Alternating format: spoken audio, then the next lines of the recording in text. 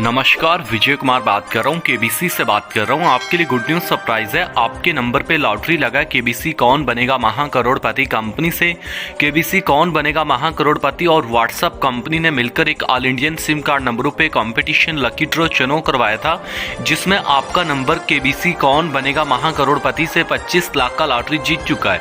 आपकी फैमिली को कंपनी से कांग्रेचुलेशन कहते हैं, कंपनी में आपका वेलकम करते हैं। अभी मैंने आपको व्हाट्सएप के ऊपर एक मैसेज भेजा, मैसेज आप देख सकते हैं। उस मैसेज के अंदर कंपनी के हेड ऑफिस का, केबीसी हेड ऑफिस का व्हाट्सएप कॉन्टैक्ट नंबर दिया गया है और उसी मैसेज के अंदर आपका लॉटरी नंबर है। जब आप हेड ऑफिस में उस नंबर पे कॉल करोगे व्हाट्सएप से, तो आपसे लॉटरी नंबर पूछा जाएगा। वो अपना लॉटरी नंबर आपने उनको बताना है, ठीक है।